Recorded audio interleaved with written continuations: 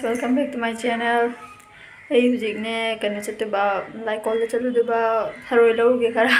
tharoi char la intro gi tharoi ne ba do tharoi to hawi yamna aduna ngasidi tangage lauge hujik ma'am yengminasi ma'am ko hujik chali lauba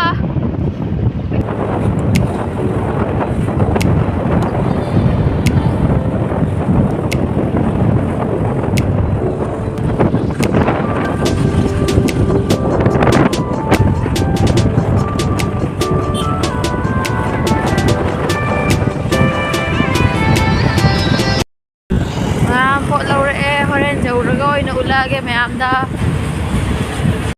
tharoi do siga laire tu ina laikol da lorokpodo intro gi tharoi duni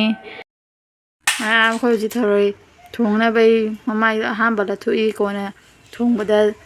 thau thum changna bai thire hujik maning kakkani se loraga ahamba hujik mamai la thui khoi asi ma thendi tharoi ma thongaga jermon phutlani adoidi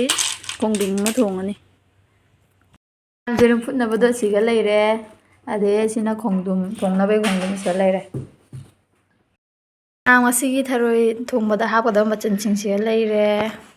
asena thunjabi ngari ade sina tonga suba sina tonga sudaba de sina moro suba de sina jira sina jaingang de sina methi kaika kali jira kaika tauba sina tespata sina nampakpi jenam nampakpi gine marane desina jenam nampakpi lesina tilhau ngobada hapna be asisina jenam nakupi desina tilhau ane singa sunuba sega adesina haribo asina phadigo mayam kona thong lorega mo lakke mayam sunu matan grinder da hapna lore tik takhairani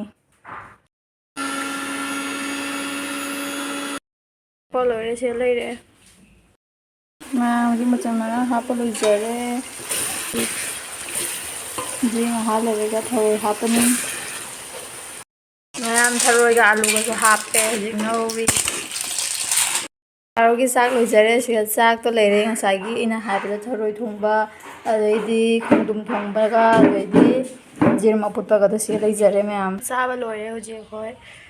mok ko samni चावली उचरक्ट्रे मैम साउबा जाते मैम देवीदा मक्ता थागत चरी ma'am smile सुम येंबियो